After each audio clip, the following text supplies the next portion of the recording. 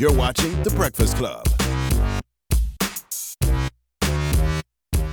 Morning, everybody. It's DJ Envy, Angela Yee, Charlamagne the God. We are The Breakfast Club. We got a special guest in the building. One of my absolute favorite people to hear from, and I'm glad that she finally has time to come back to The Breakfast Club. Miss Nina Turner, good morning. Good morning. Welcome back. So glad to be here. A lot has happened. back. Yeah, a lot has happened since the last time you were here. Last time you were here, you were endorsing Bernie Sanders. Yes, I still endorse. Still endorse him. Since then, you got 3 new books, a TV show. Working on them.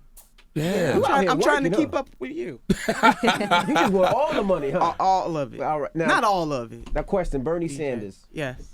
Now, what do you feel would be the differences right now if Bernie Sanders would have beat Hillary? Do you think he would have beat Donald Trump? Oh, absolutely. Explain why. No doubt about it. I mean, the energy and synergy was on his side, even though the polls were not exactly clear in terms of telling us exactly who people were going to vote for, because I believe people were ashamed to say that they actually were going to vote for Mr. Trump, so they were skewed in that way. They're still ashamed to say they voted for him. Right. Some folks proud. Yeah. They putting it out there. And some people regret it. However, the polling did show that Senator Sanders was the best candidate against every single Republican potential nominee. And the energy is still right there with them. So absolutely, we wouldn't be going through the mess. I'm gonna keep it PG that we're going through right now, and this is a very upsetting time. But so didn't it yes. get stolen from Bernie, kind of? Didn't he? Well, they cheat. The Democrats cheated in the primary. Absolutely, they put their body, their thumbs, and everything else on the scale, and that was unfair. And that's why so many Bernie-crats were upset and are still upset. And I'm hoping that the new direction of the DNC, which I'm not so sure,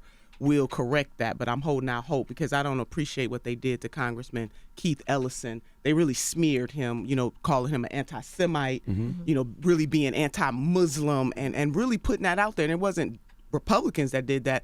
Democrats internally did that to defeat his bid for chairman of the DNC. So I don't think they've still learned the lesson. It's funny how energy works, though, because they said they cheated Bernie, but then when the election happened, they said the Russians cheated. Could have hacked the election, possibly. Well, Charlamagne, I teach college, and on the first day of my semester this year, I told my students, don't blame it on the Russians when they ain't got their homework.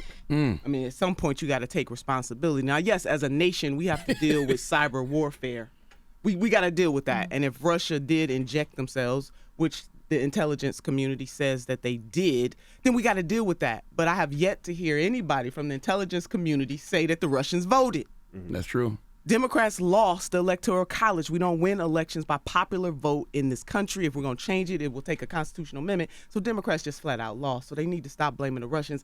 Let's get down to the real business of taking care of the people every freaking day. Russia. Meanwhile, Flint still got faulty pipes and don't have clean water. I met a man when I spoke in Detroit a couple of weeks ago, and he said, the biggest deal for him staying at a hotel in Detroit was being able to take a damn shower and brush his teeth. That's crazy. I'm sorry, Lord, bleep me. The God know your heart. Yeah.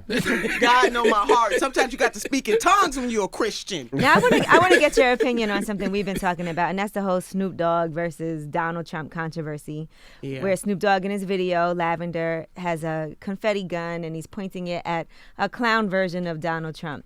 Is this something that is illegal? Well, look, Snoop is being Snoop, okay? They need to understand this. I mean, Snoop, the line is really Snoop Doggy Dogg. That being said, it's an art form, and he was telling a story. Now, on the other side of that, though, there are lots of young people who watch that. We know that we do have a proliferation of guns in these United States of America and in the African American community. And I think artists should be cognizant of that. But at the same time, it was fake. It did have the words bang coming out of it. It wasn't literally shot, but it does portray a bad image, I think. And what about what Bow Wow said? What did Bow Wow say? Don't nobody know nothing about no Bow Wow. Why y'all keep bringing up Bow Wow? No, tell me what Bow Wow said. Tell me what Bow Wow said. Bow Wow said he's going to kidnap Melania Trump and pimp her out, basically. Oh, hell no. No. We can't have that. See, it ain't right, because, as much as I love, hip-hop, and I'm old school, I'm Generation X hip-hop, so, LL Cool J, Tupac, baby. Okay. Tupac broke it down. I would quote Tupac on the floor of the Senate, along with Thomas Jefferson. So I get it. So, but come on now, we got to be cognizant of some of the stuff that we say. Can he be arrested for that? That's not right. Well, we got freedom of speech in this country, but with that comes that a threat? Responsibility, though. Yeah, because Ted Cruz, Mark Rubio, and Donald Trump himself have already said they feel like this is a threat. And it is a felony to threaten the president. Yeah, you can't threaten folks. He just shouldn't say that. He should just come out and apologize and be done with it. It's not acceptable. Now, I haven't spoke to you since the election. What were your thoughts on election night? Oh my God! I thought I was in the Twilight Zone. Actually. Now we were there. We were all there. Yeah, you were in the Twilight Zone with me. You was at the Jacob Javits. We were at the Jacob Javits Center at Hillary's thing. But go ahead. Well, I wasn't there. I was at home because the person I wanted, got cheated in the primary. But I had a heavy heart about it. But it just proves that people were fed up that this was an anti-establishment election, and that's what the voters showed them. In my state alone, and we have 88 counties. Mr. Trump got 70% of the vote in 30 counties. And then black and brown folks did not show up to the same level that they did in 2012 and 2008. In other words, the Obama coalition or President Obama's coalition did not show up because the word coalition means that we are going to be together for a singular cause on a regular basis. And Democrats have to learn that you just can't herd people out every 4 years. I mean, they had the Queen Bee, Beyonce, and her man Jay-Z doing a concert at Cleveland State University a couple of days before the election. And I went there and I talked to some of the young folks in the line, and they said, we're going to go to this concert, but we're not voting. That's crazy. So people tired of the little trinkets. Like they can see through the BS. Like, yeah, they did. They know you just bringing them out because you running for president. Right, you want trying to get the vote. Yeah, you can't entertain your way into the White House. Can the church say, amen? Amen.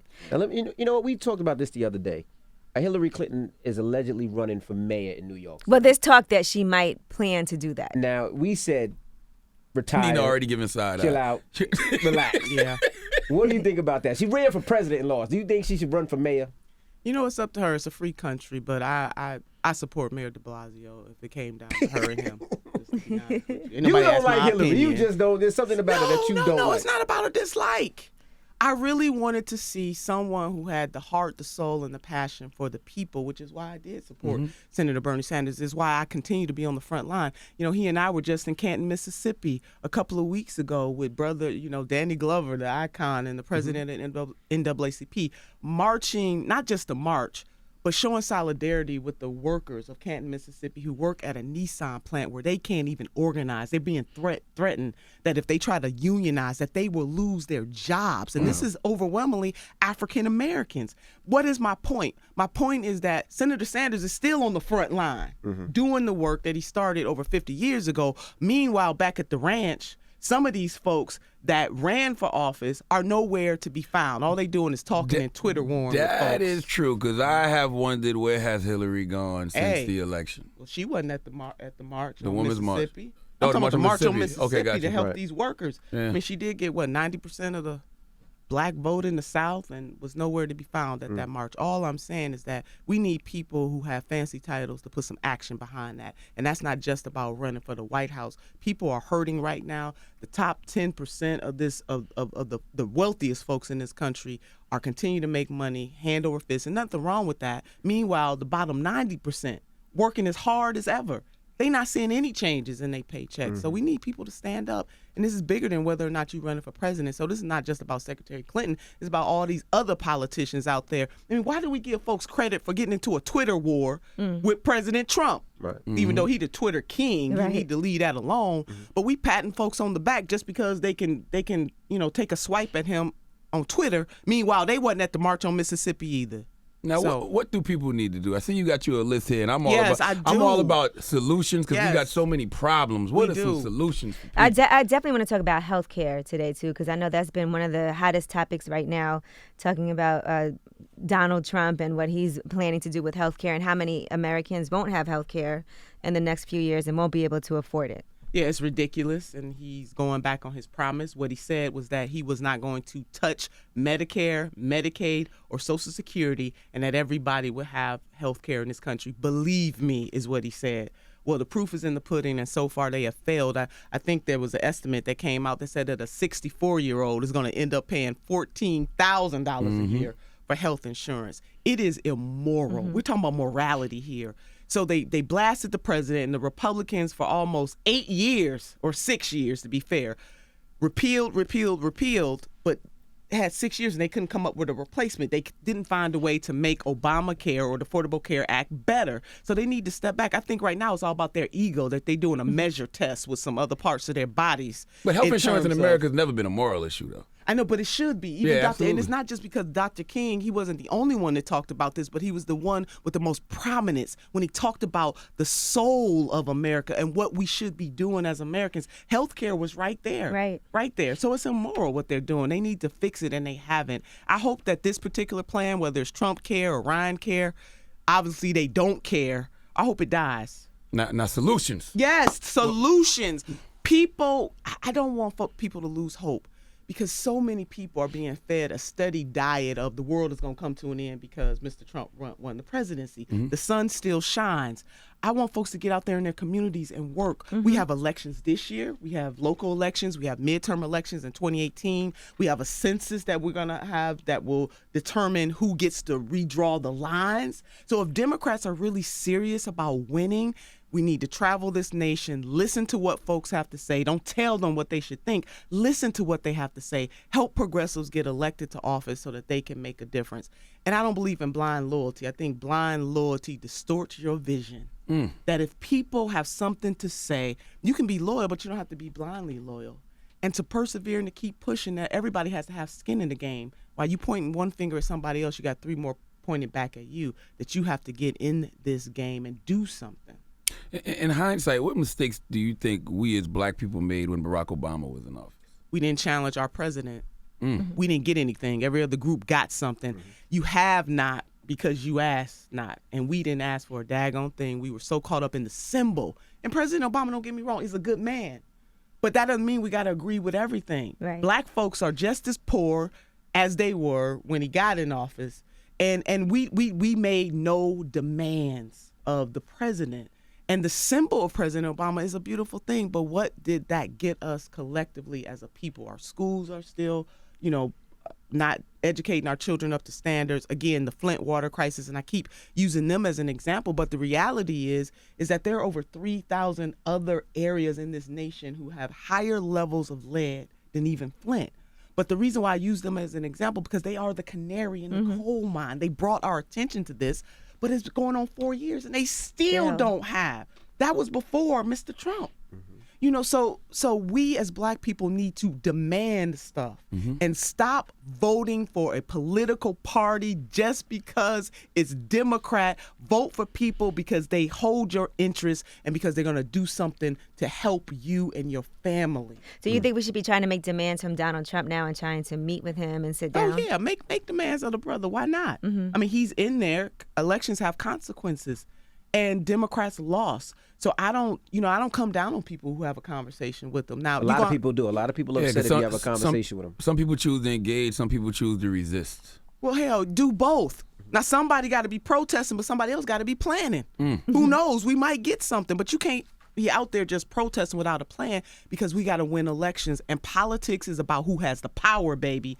And whoever has the power, they get to set the rules. Do you think Donald Trump is even interested in bringing the country together, though? Is he interested in the United States of America? When you do go to engage with him, is he actually listening to the heads of HBCUs or whatever black person goes to sit with him? I mean, some presidents said he did listen. I know that I believe the president of Morehouse said that they were played, that he didn't listen. Yeah, they only got 2 minutes apiece. I mean, ultimately, it is up to us to challenge him. And if there are ways that we can work with him in terms of infrastructure reform, for example, then we should work with him. Other things like healthcare reform or not doing the right thing for our veterans and our elderly in this country, then we got to fight the brother. But if we can find some common ground with him on anything, we should at least try. It's just hard with things like the travel ban and just the things that he's been implementing that are very divisive. It just makes you feel like, I don't know where his... Yeah, well, thank God for judges. We know right. a judge just said your travel ban is unconstitutional. I mean, listen, he's there. So unless he's impeached... Which could potentially... It could happen. It could happen, right? But we got a plan. And so the planning phase is, what are we going to do to win elections so that we take back the power? Whoever the collective we. Because I don't want to assume that all your listeners are Democrats. But let me just say, people of good consciousness who are not happy with the direction that Mr. Trump is taking this country, we have to unite and win the elections so that we get the power back. There's lots to fight him on in his administration. We're going to have to continue to fight him. But if we can find some common ground here and there, we should take it. It's Women's History Month. It seems to me that women are on the front line as far as the resistance when it comes to the Trump administration. Why do you think that is? Well, we always have been on the front lines throughout history. Women are mad as hell, primarily. They're mad for many reasons. And I give shout out to the women that led the Women's March. That was the largest single day protest in America's history. I was just with my sister, Linda Soar, and Winnie Wong. And Linda had to call out the organizers of the Women's March to say, hey, where the Muslim sisters at? Where the African American sisters at? Where the women of color? Because white women, you're not going to just dictate what other women want in this country. And I'm proud that she did that because that brought her to the table to be able to have the conversations. Women shake the world. Angela, we do. We do the daggone thing. Y'all the original CEOs. Yeah, y'all take care of everything. Everything at all times. So it's nothing different at this time. But I'm glad to see women unite. But again, what we have to do is win elections. Politics is about power. So you can have the right ideas, you can have the right principles, you can have righteous indignation, but until we absolutely have that raw power in order to make the changes, things will not move. I see you writing the book of Forgotten Black Women in American History. What inspired that? Hidden Figures? Yeah. Well, a couple of new books. I am a historian. I teach African American history. I only play a politician on TV. Got you. Okay. But I'm really a college professor, and I teach at Cuyahoga Community College where futures begin. So I want to give a shout out to my institution. What's it called again? Cuyahoga? Cuyahoga. Okay. Community College. Yeah, in Cuyahoga, the state of Cuyahoga in Cleveland.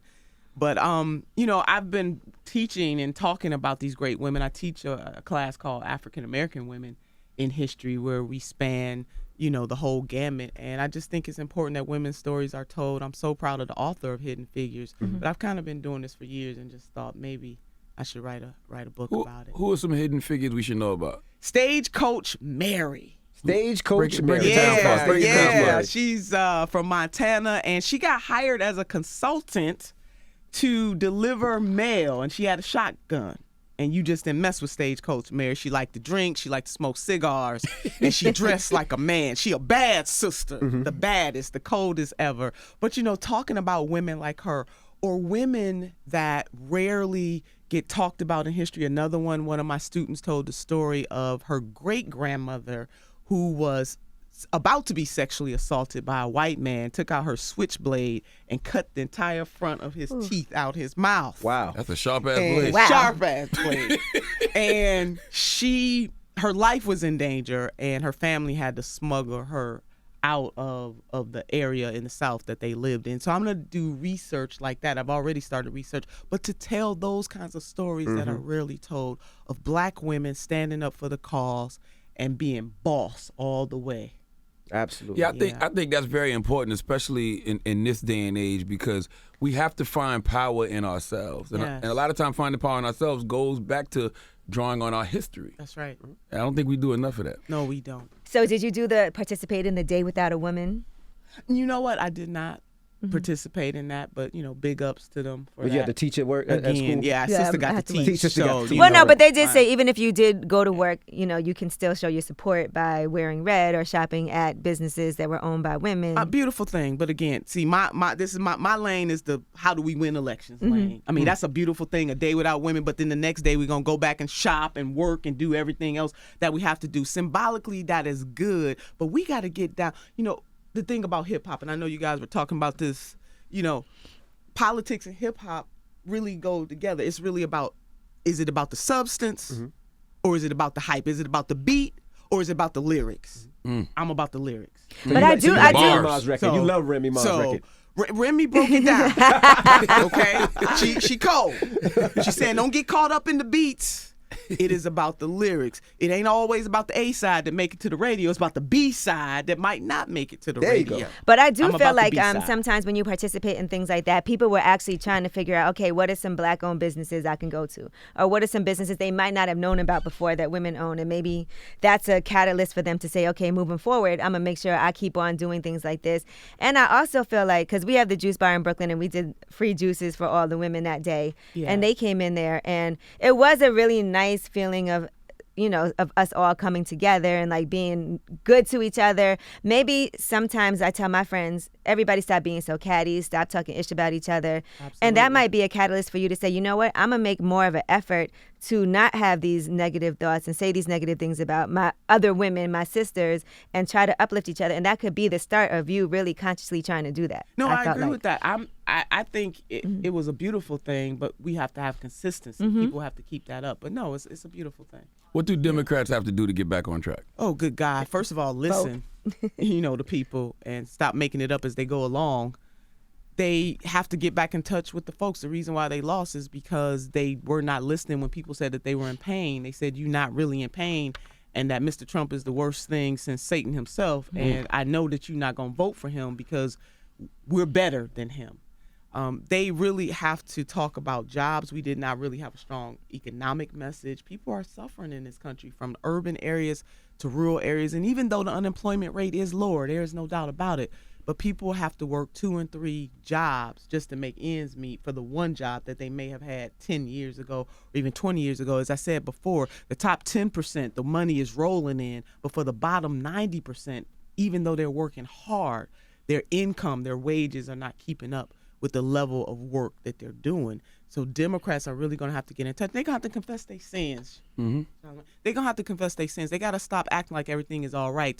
Unity, unity, unity. What does that mean if it has no substance, if you're not really listening to what people have to say and to their pain? So they got to stop faking it. They got to get real with this thing, or they're going to lose again. Should people care as much as we do? Like when you see all these things on the news, like Trump Russia, Trump wiretaps, Trump tax returns. Should we really be paying attention to that? Or we should just be on the ground trying to figure out how to keep it moving? Those are distractions. And there may be substance to all of those things, but let the folks who are hired and are the professionals on those issues deal with those issues. We got to deal with the bread and butter issues of, again, Flint those folks need new pipes. They still can't take showers and brush their teeth. Think about that. We enjoyed this morning. I was blessed enough to be able to brush my teeth and drink some clean water this morning. But there's some mamas that got to pour bottled water into their sinks or into their pots to make food for their babies. And you said they had the nerve to try to say, oh, no, the water's safe now. Hell no, it's not and safe. It looks brown. So who's focusing in on those issues? And you got Democrats still caught up in this Russia stuff. How about they do this? Because it's enough of them. Give somebody Russia duty and give other people the duty to lift for other folks in this country. Yeah. Right. They're not doing that. Yeah, it always seems like I always thought that historically, though. It seems like America always cares about foreign affairs more than it does what's going on in their own backyard. And that's been going on for over 8 years. Even if we go back to President Bush W.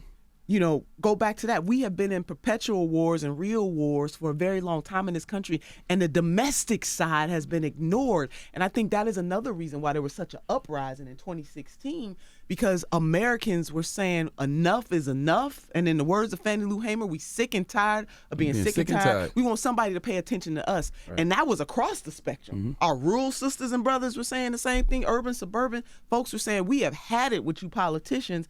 And they were willing to take a risk, even if it was with someone that may very well be so destructive that nothing might be left standing at the end of this. But people were ready to take that kind of risk with authentic wrong than inauthentic right. Fake right. I like what you said. Yeah. Authentic wrong with fake right. Yeah, they were ready. They were and tired that's of how he politicians. won. They were tired of seeing the political side of people. That's it. And Donald Trump just seemed no matter. He's definitely not very political. He's not. Right. Because they had all the power all that time, and my life really hasn't changed or gotten better. I've talked to people who actually said that. And all of the people who voted for Mr. Trump, they're not flaming racist. A lot of these people voted for President Obama in 2008 and 2012. And Breakfast Club, can I just tell Angela, DJ, Charlamagne the guy, can I just say this? I come from a mixed family. My brother is a conservative Republican. Really? A flaming. Just well, he might not like me saying the word flame. He is a conservative Republican. I like talking to black conservative Republicans because I just want to know the mindset. He all about it. So a lot of times the boy does just the money. Yeah, finances. I feel like he all about that too. You know, he one of these highly educated brothers, family man, and it's about his taxes. It's about him being able to take care of his daughter and his wife and his stepchildren. That's what he cares about. But he loves this country, and just to sit down and talk to him, I get it. So that when Democrats are talking against the people who voted for, Mr. Trump, or people who are conservative, my brother wanted Senator Ted Cruz to win.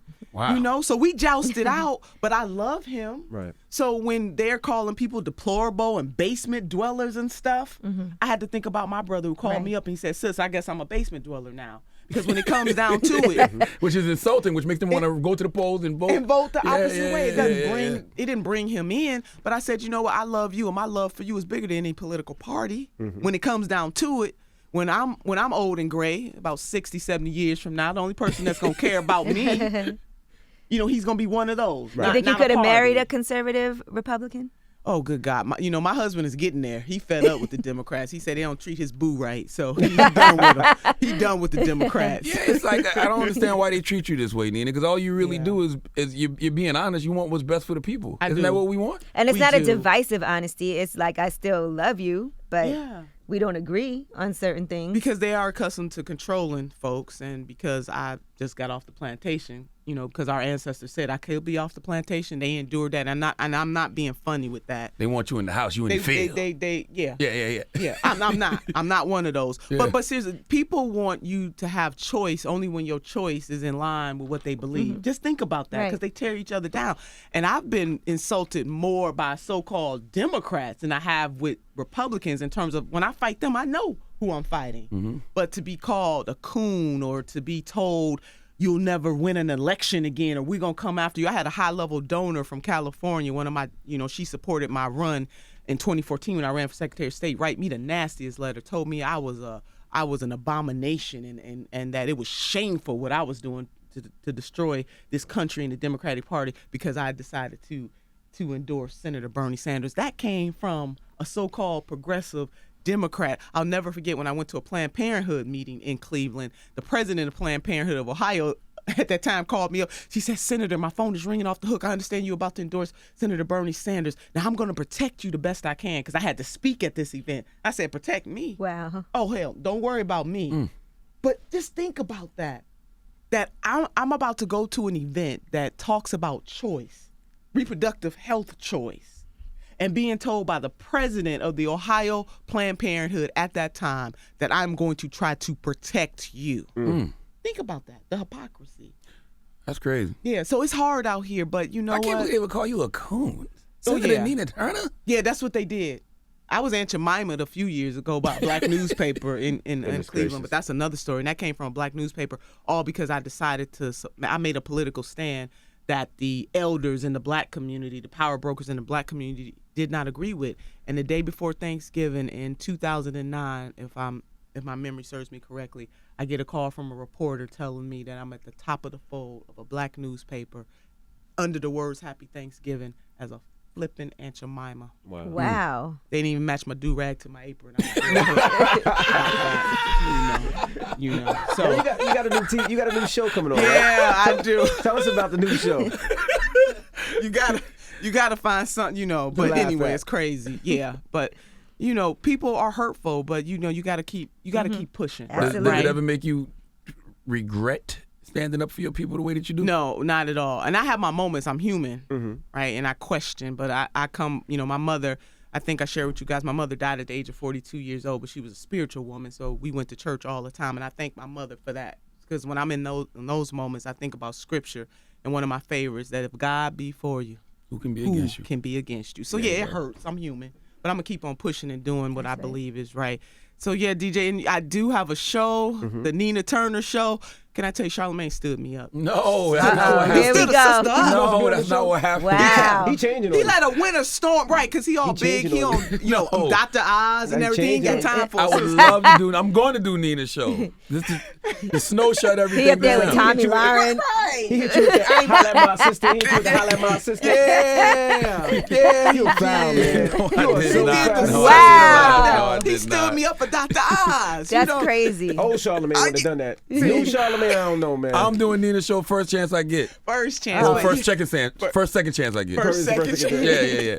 But Mother Nature had, she decided otherwise. But yes, on the Real News Network, really excited about doing this show. And really, it's going to be about finding solutions and talking to the grassroots as well as the grass tops and really listening to people. I want this show to really be about listening to the ideas and the thoughts, and it will be solution-oriented as we lay out challenges. I also tell my guests that you got to give me 3 solutions before you leave this show. Right. Because if all of us put a little extra on our ordinary, extraordinary things can happen if we just look at our history, not just as an African-American people, but as an American people. Change happens not because people have titles.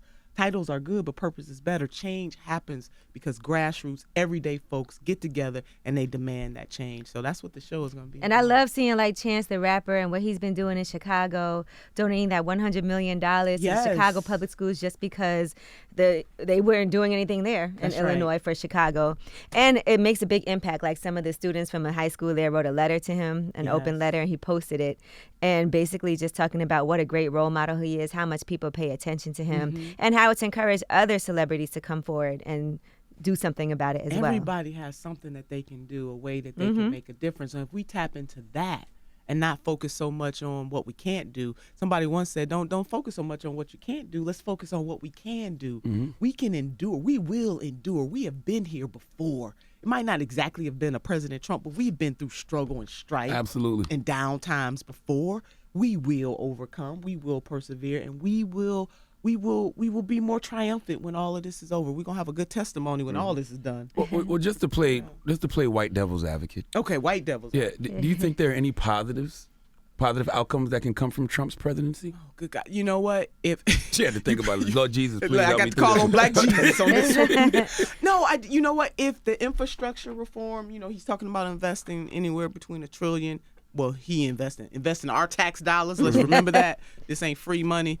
$1 trillion to $2 trillion in infrastructure reform. That's the rebuilding of roads and bridges and airports and other publicly owned assets. That would put millions of people back to work. That would be a very good thing. Yeah, and I hope to God that he remembers the words that he said on his campaign trail. You cannot allow millions of people not to have health care. Y'all hated on President Obama on that, talking all that smack about the Affordable Care Act. And you come up with this American care. Look, they couldn't even find a better name for it. Yeah, you know it's bad when Trump don't want to put his name on it. You know it's bad. You know it's bad. He's going to have to do something about that because he's letting down not only this country, but he's letting down the very voters who voted for him because he said that he was going to do different. He was going to be different. He was going to do better, and that he was going to put Americans first. I don't even understand how they can justify it. No, they can't. I just don't even understand how they can say, well, this is a great thing because you're going to get these rebates. I don't even understand. They saying it because it just makes no difference. It doesn't make any sense. And that's when you need people, even people who support Republicans, even people who voted for him, they got to come out and speak up because it's their families that are going to be impacted by this. Because Mr. Trump and all those Congress people and senators, they're going to be all right. They'll and their be fine, families right. will be fine. But Miss Jones and Mr. Johnson down the street, around the way, they not going to be okay. That's right. Yeah. Well, listen, we got to take a page out of the Nina Turner TV show. We can't let you leave without giving us 3 solutions. Oh, my God. Yes. 3 solutions. I love that. Well, number 1, push hard. Believe in yourself. Know that you are the change. Don't just look to people on high to make that change. Number 2, you got to get involved. You got to vote. There are elections every single year, from the dog catcher to the President of the United States of America. It is not enough just to vote every 4 years, and it's not enough just to complain. And number 3, I want people to give a shit. Right. All right. You have to. There you go, cussing. Right. Yeah, I know. No, that's the best way to say it. No, that was the best way to say it. Yeah. I totally understand what you mean. Yeah. You got to care. You got to care. Yeah. See, if I just say care, It don't matter. Yeah, you got to give a shit. Well, we you gotta appreciate give a you shit. for joining us. Yeah, thank you. I appreciate you guys. People got to give a shit. I like that. They got to. But this is the most I've seen people give a shit about politics ever. That's right. This And maybe is the that most might be the politically positive part engaged about I've ever this, seen. right? But they got to keep it going. To Angela's point about women came together. Let's Right. stop hating on each other. they got to keep this going. It can't only be about Mr. Trump, because the hell that people are catching, if they really think about it, it happened before he got in office. Right. And that's my point. But can it not be 6, 7, 8, 9, 10 months before I That's come up to back you. again? That's on you. I always hit you up like, when you coming back to the show? That's on you. Man, But then he don't come to your show. Right, That's he don't crazy. come to my show. And see, y'all put the cool on the Generation X. I'm with Jada Pinkett now. Don't y'all sleep on Generation X, baby. We still got it. Yes, y'all do. Yeah. All right. Well, we appreciate you joining us, Miss Nina Thank Turner. you. Nina Turner. Thank you. It's the Breakfast Club. Good morning. The Breakfast Club. Every weekday morning. Tune in